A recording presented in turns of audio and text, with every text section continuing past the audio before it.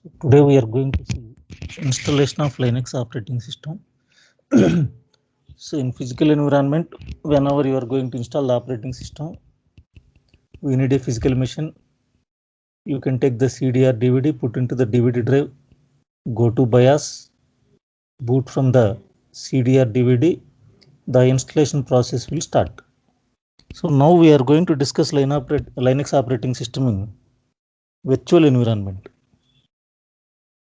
So virtual environment, you need to download a software is called VMware Workstation. So top of this VMware Workstation, we are going to create a machine now. So top of that, we are going to install the Linux operating system. So now how to create a virtual machine, we are going to see, click on File, click on New Virtual Machine, select the option Typical, next. So here you can have two options are there, install or disk. So if you have the physical DVD, you can put into the drive, your laptop or desktop, then the installation process will start, but it will not ask you any question, automatically it will install. So next one, we are going to use the ASV images. So this is also, if you select, automatically it will install. So always as a Linux administrator, we have to install the operating system customized OS. So here select the option, I will install the operating system later. So this is, remember, I will install the operating system later. Click next. So it will ask you a question, which Linux you are going to install. So which operating system, Microsoft Windows or Linux, Novel Netware, Solaris, VMware ESX server, like this. So select Linux. Then so we have different versions. We are going to learn the Red Hat Linux. So select the version Red Hat Enterprise Linux 664-bit. Click next. So here you can give the machine name RHL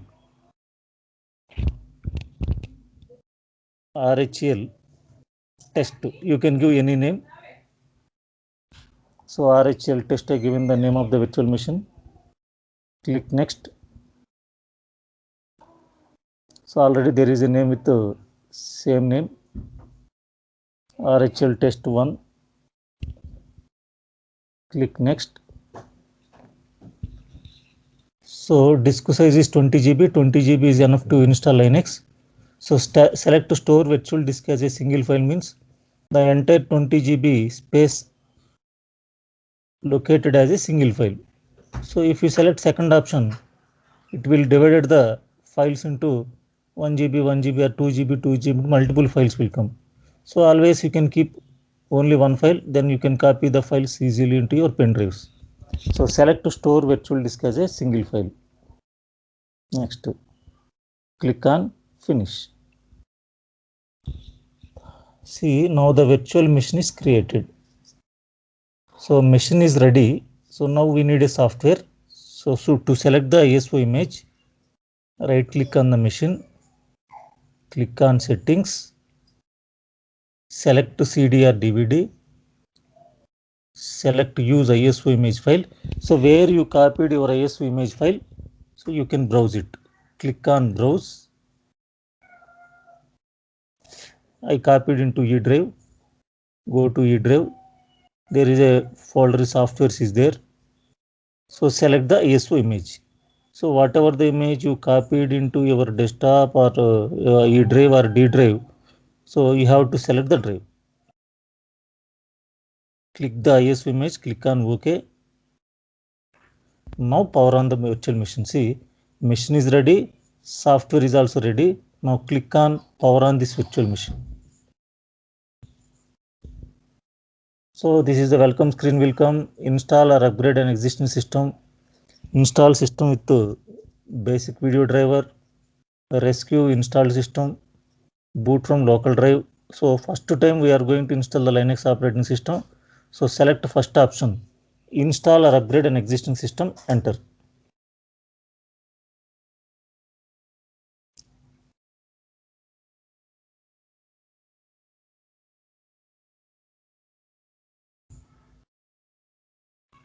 So this is the question it is asking you, disk is found, your CD or media or ISO image is found, do you want to test? No, skip it. Otherwise it will take 15 minutes time. to test is there any errors in the media. So skip the media test, enter.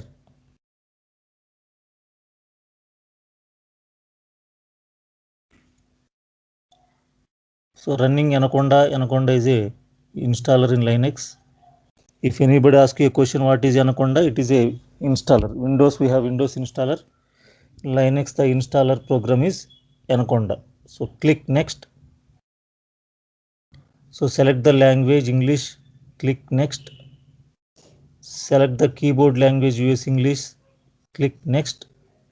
So here we have two options are there: basic storage devices, specialized storage devices. So basic storage devices means local disk which is connected to your laptop or desktop or your real-time servers. Specialized storage devices means the space which will come from the SAN, storage area network. So that is a specialized devices. So click next.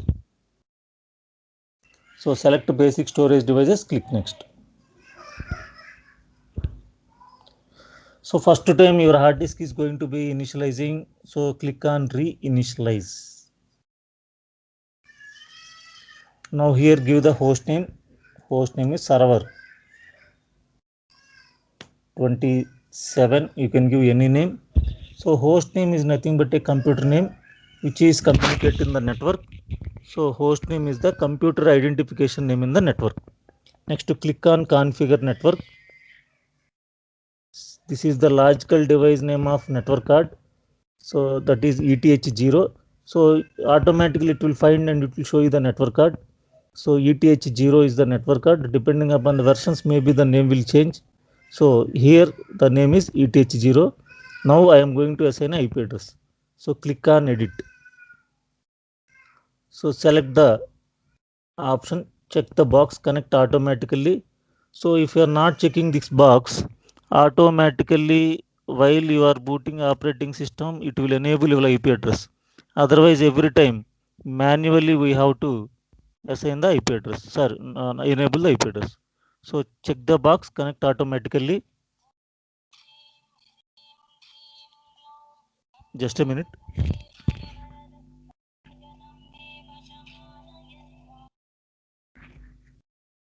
చెప్పండి. ఒక్క నిమిషం sir చూస్తున్నాను.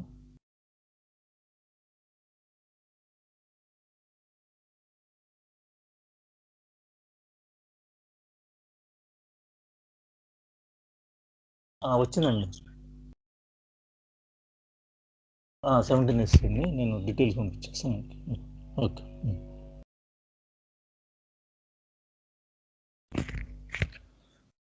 So sorry for interruption. So check the box, connect automatically. So now nowadays we are using the IP address system IPv4 settings and IPv6 also using in some environments. So IPv4 Internet Protocol version 4, 32-bit IP address system. We are going to discuss about these IP addressings in our networking classes. So click on IPv4 settings. So by default, every operating system method of IP address is automatic DHCP. But we are going to learn the Linux administration. Always we have to select manual IP addressing system. So select manual, then add. Now I am giving C class IP address, C class private range. These ranges we are going to discuss in our networking classes. 192.168.0.27.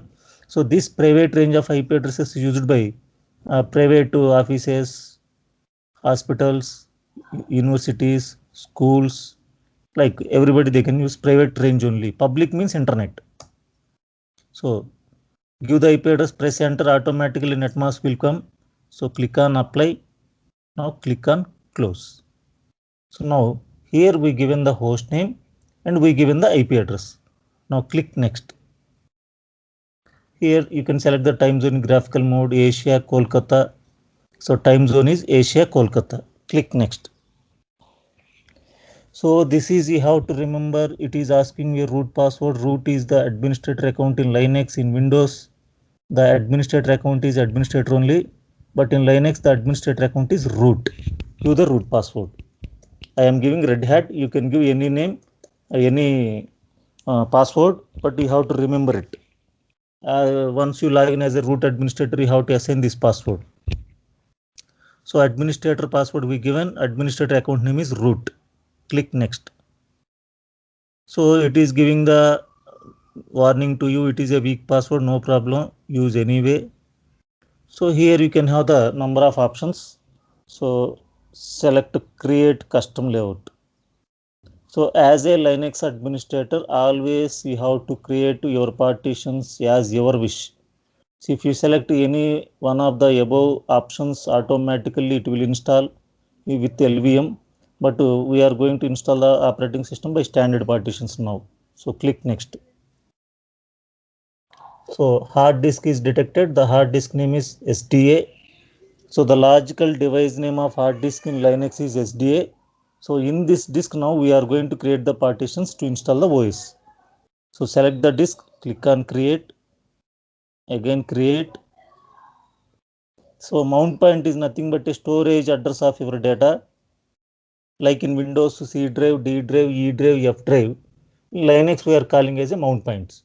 So here already we discussed in our file system structure /boot.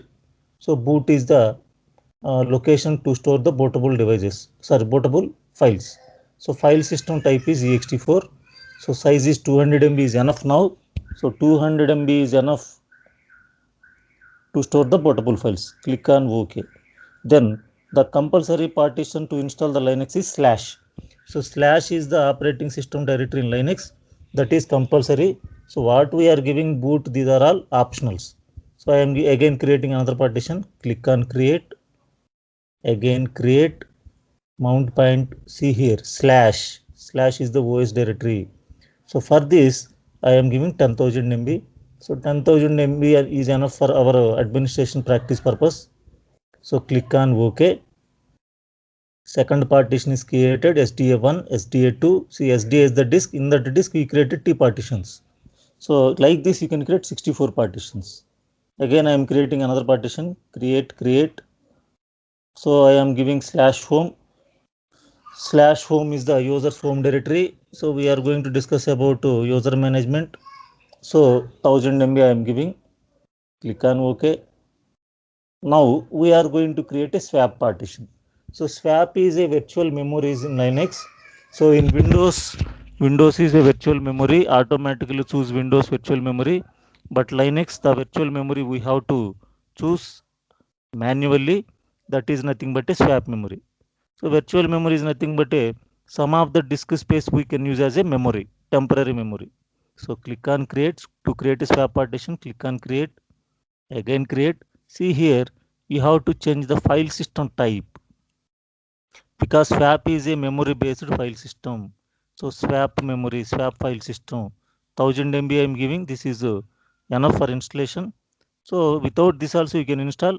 For swap is in real time environment you have to explain how to create a swap partition at the time of installation. That is the reason I am telling you. So click on OK. So swap management we are going to discuss about in depth about this swap management. So click next. Click on format. Write changes to disk.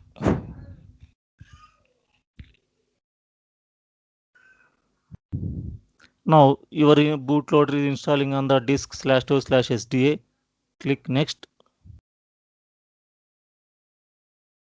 Here you can select the option desktop because I want to get my operating system in desktop view.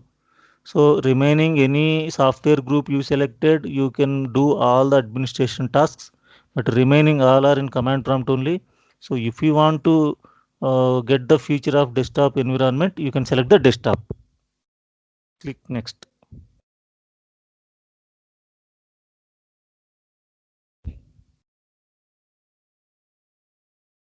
So the installation process is started. It will take 10 minutes time.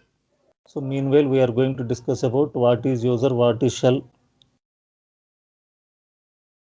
what is kernel.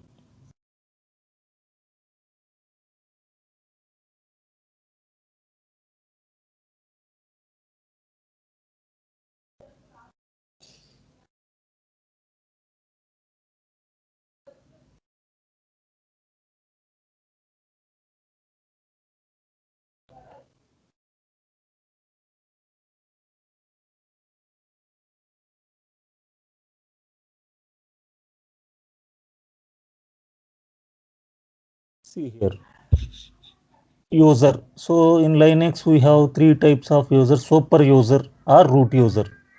So technically, if they will ask the question, who is the super user in Linux, is nothing but a root. Root is the administrator account. Just now we seen at the time of installation we given the password also. So root is the administrator account in Linux. So those user is nothing but super user. He can do all the privileges. He can have all the privileges. He can perform any task in the server. Next to normal users. So as a Linux administrator, you are going to create the user accounts. Like developers, we have developers. So those are the normal users. So normal users having no administrator privileges, they can execute only their normal user commands, and the related database files or any other commands we given permission, they will execute. Next to pseudo user.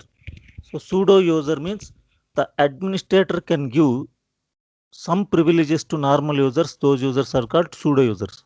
For example, if you join as a Linux administrator directly, they will not going to give the root password to you. They will create one account by using your name. So they will assign some privileges. They will assign some tasks of administration.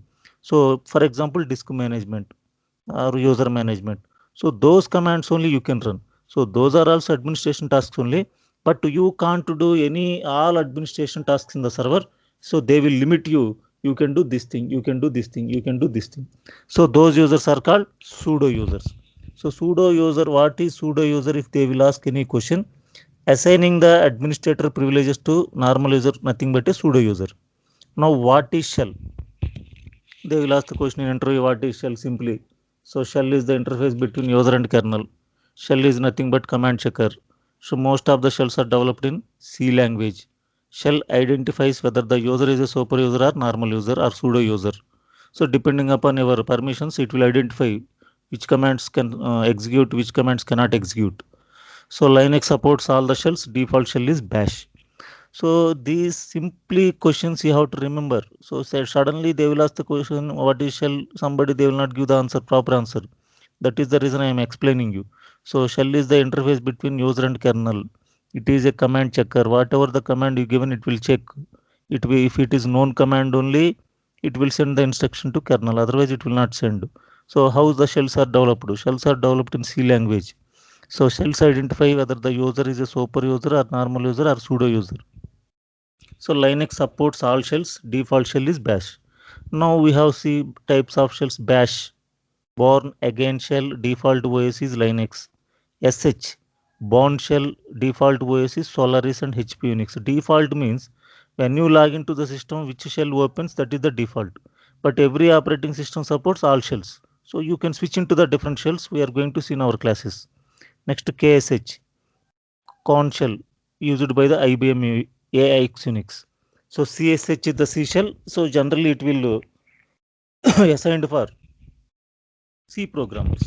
Like this, you have to remember the types of shells. Then what is kernel?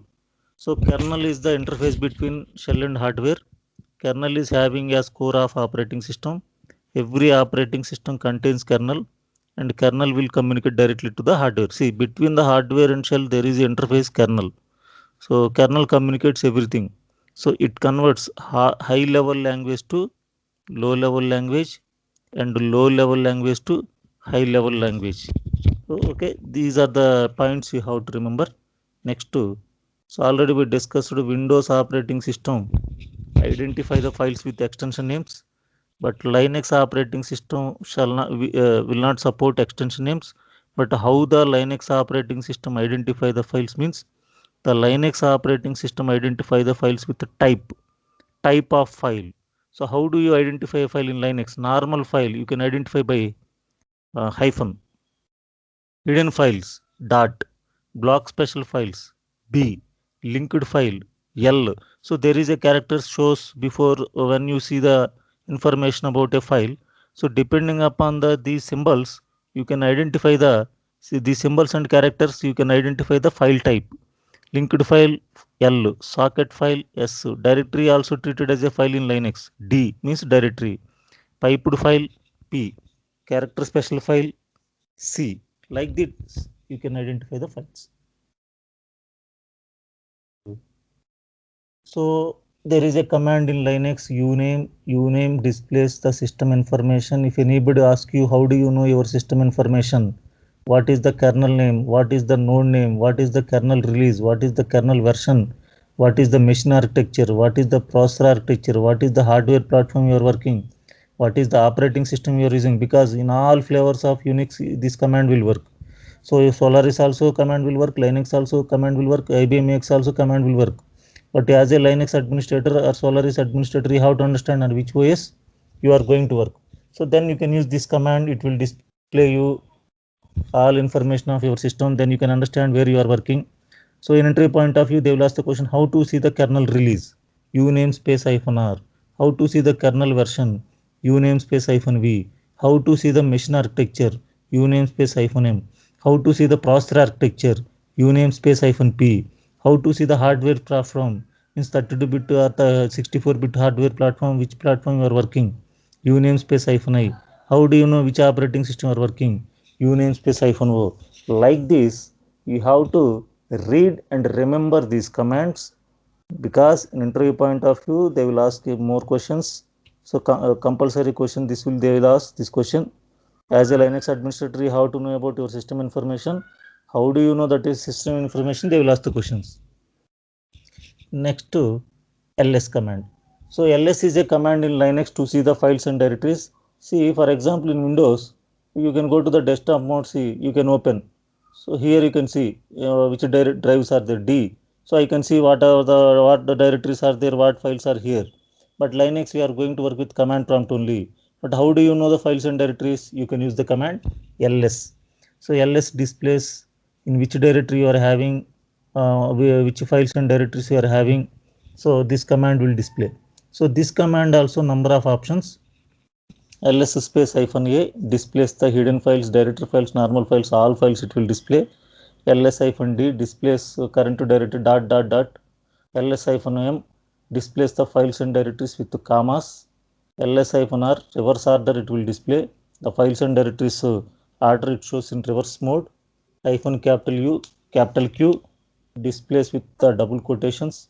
Hyphen capital R recursive mode means there is a main directory, under main directory there is a subdirectories. So in that subdirectories again there is another subdirectories in number of files, means like tree structure it will display. ls space hyphen capital R. So ls space hyphen s, it will display the size of files and directories with kilobytes, so with bytes. So ls space hyphen I, it shows the files and directories of inode numbers. Inode is nothing but a file. So kernel can understand the this question they will ask in interview. What is inode number in Linux? Inode number is nothing but a file. Inode is nothing but a file. So kernel can understand the file with number. System administrator can understand the files with names. So inode number is nothing but a kernel understandable file name. Next, what is the size of a file and directory? Human understandable language ls space hyphen sh. So ls space hyphen t sort by modification time. So they will ask you the question. I want to see files and directories which are most modified time. So you can use the command ls space hyphen t. I want to see the complete information of a file. ls space hyphen l. Then it will show type of file, permissions, owner, group, number of bytes used by the file, when the file is created, date and time, what is the file name and directory name. So everything it will show in the 9 fields. We are going to see practically these commands. Now see the installation process. See, the installation is completed. Now after installation is completed, you can reboot because we have post installation steps.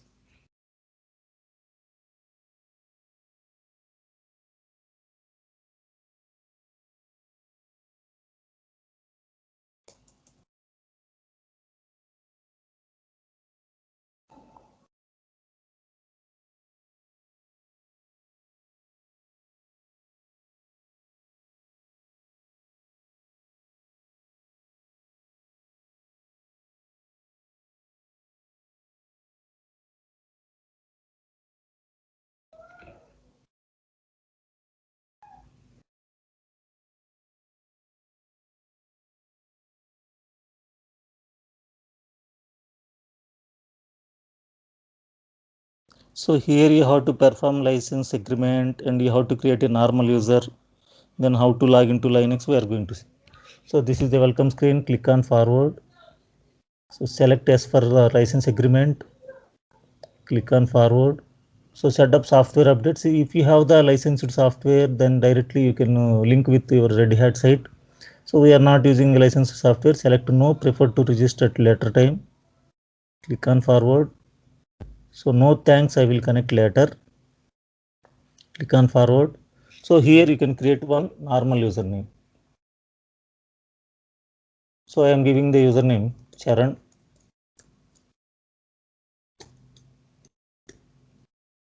Password you can assign Red Hat I am giving. So root password also given Red Hat. Here also I am giving Red Hat. Click on forward. So weak password, no problem. Yes. So if you want to change the date and time, you can check and change the date and time. Click on forward. So insufficient memory to configure kernel dump. So kernel dump means k dump means kernel dump. Whenever your system is crashes, it will create one dump file. You can by using the dump file, why your system is crashes, you can analyze. So insufficient memory, we given the less swap memory. That is the reason this error came. This is not a problem. Click on OK. Click on finish.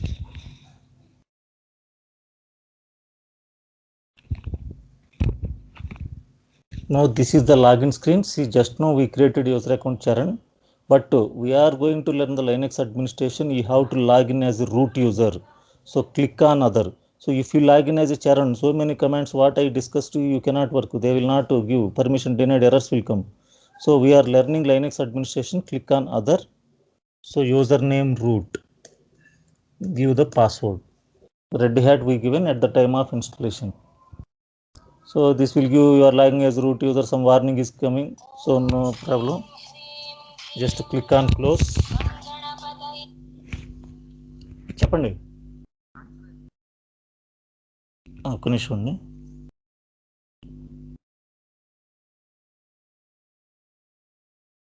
అయింది sir.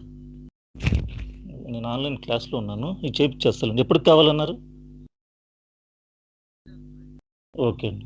Timing ఏదైనా పర్లేదా? Okay.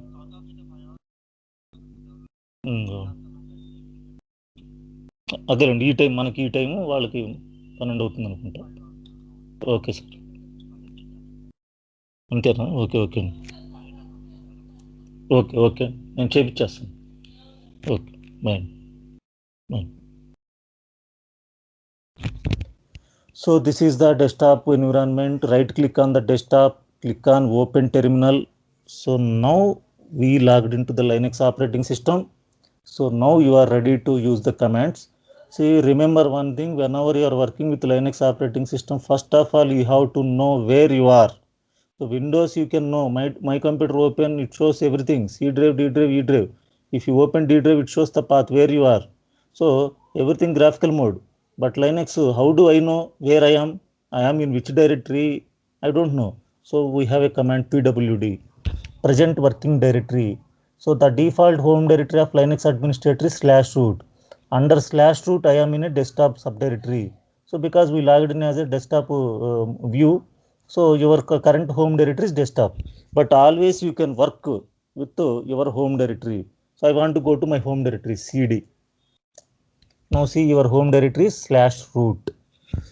So to see the files and directories, so Windows, if you open D drive, it shows the what are the files, what are the directories. But here I am in /root. This is also a directory. And I want to know what are the files and directories. Give the file ls. Just now we discussed. ls displays files and directories. So ls space -a, hidden files and directories, all files, hidden files, normal files, everything. ls space m with commas, ls space -capital U. So already I shown you the document. You have to follow.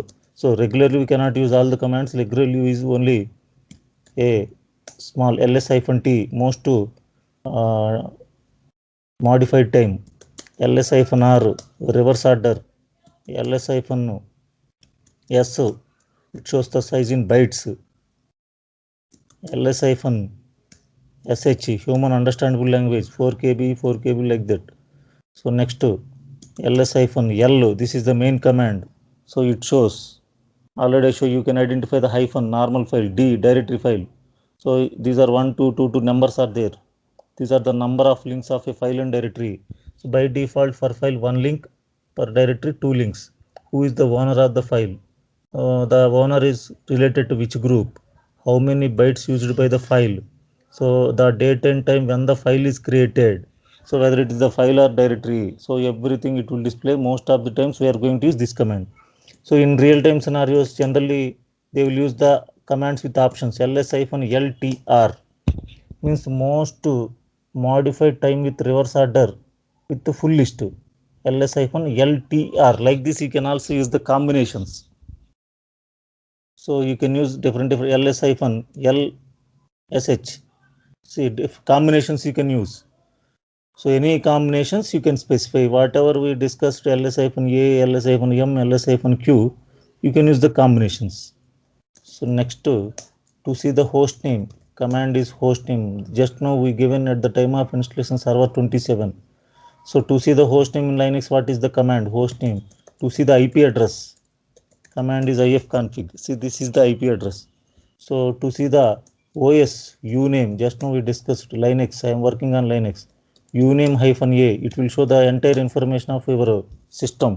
So what is the OS? What is host name? What is kernel release? Kernel version? Just now we see in the options. Uname hyphen r, kernel release. Uname hyphen v, kernel version. Uname hyphen m, machine architecture 64-bit. Uname hyphen I, hardware platform. So uname hyphen p 64 processor architecture. So uname hyphen n, node name, computer name. Uname hyphen s, so OS. Uname hyphen o, so OS project. GNU Linux means general public, everybody can use this Linux. So like this entry point of view, whatever the question they will ask, you have to ready to give the answer. See, out of these options, anything they will ask. How do you know the kernel version? Uname hyphen v. How do you know the kernel release? Uname hyphen r. How do you see the node name? Uname hyphen n. So host name also it shows, but they will ask, is there any other command to see the computer name? Uname hyphen n. Like this, we have to give the answers.